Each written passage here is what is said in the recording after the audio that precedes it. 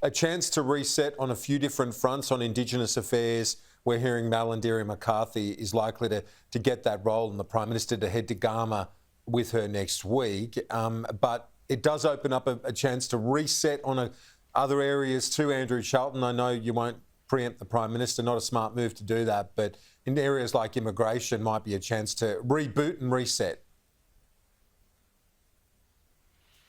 Well, you're right, Kieran. It's certainly not a good idea to front-run the Prime Minister on this. Of course, these decisions are made by the Prime Minister and the Labor caucus, and I won't be commenting on them. But I will say one thing, and that is that we are now more than 2 years into a parliamentary term, and the Labor caucus has shown a level of unity and stability that I don't think we've seen in an Australian government for a very, very long time. For us to be 2 years in and only now changing the ministry because of retirements, I think is a testament to that unity. And you compare that to the first term of the previous Liberal government, when there were a whole raft of changes to the ministry, not much more than a year into that Abbott government.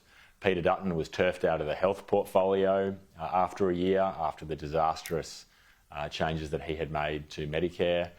Susan Lee was added to the cabinet in that first reshuffle, making her only the second woman in the Liberal cabinet at that time.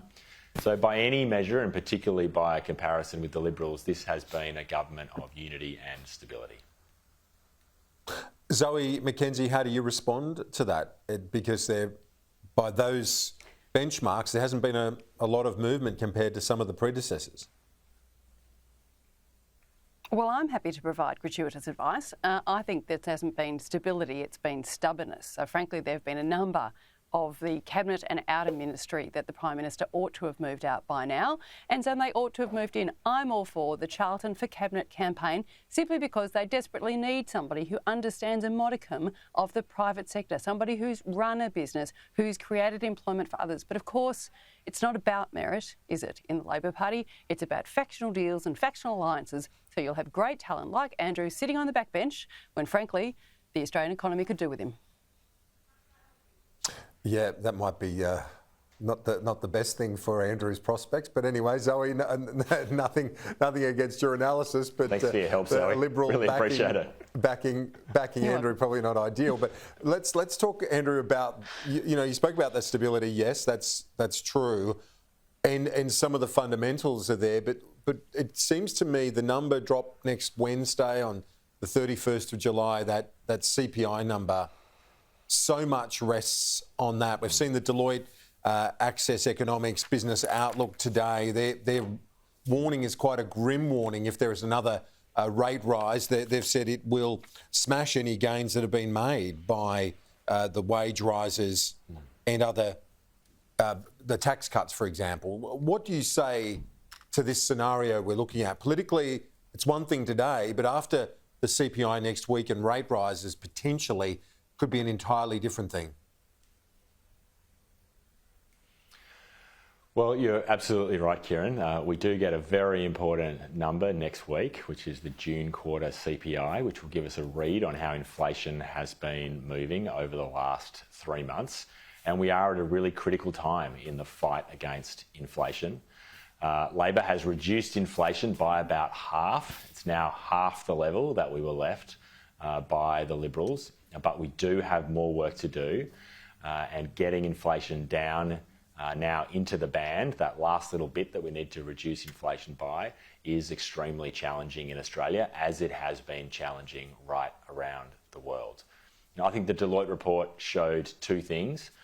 First, it showed that many Australians are doing it tough. The economy is slowing under pressure from increasing interest rates. Consumer confidence is moving down. Consumer spending has been falling. And right across the board, Australians are struggling to meet this cost of living crisis. But the second thing that the Deloitte report showed is that the government's plan is working. We have reduced inflation. We have turned big Liberal deficits into back-to-back Labor surpluses. And the Governor of the Reserve Bank has said that those surpluses are helping in the fight against inflation. So So far, the government has been effective in what it's been doing on the economy to get inflation down without creating a recession like we've seen in many other countries around the world. And there's been a recession in Britain, a recession in New Zealand, a recession in Japan, a recession in Finland, many other countries. We're on what's called the narrow path, as everybody describes it. And I think the government's record on delivering reduced inflation while maintaining relatively strong employment is one that we should be proud of. Zoe, you think that the rates will probably be forced up in August due to this inflation number?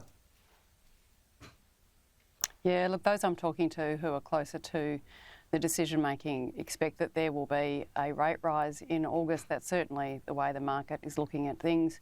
But again, you know, I hear Andrew compliment his colleagues in relation to economic management. The Deloitte report says 100,000 people will lose their job sometime between now and maybe the end of next year or the middle of next year. 100,000 people. I met some of those people standing in front of the Coles in Somerville in my electorate on Monday. People losing their job, people doing it tough. People who for the first time have paid over $200 for a trolley of groceries. It's really hard, and people are tired of hearing Labor congratulate themselves for economic management when frankly they can't see an end to the difficulty they face on a daily basis. Zoe, Andrew, thank you both as always. We'll see you next week.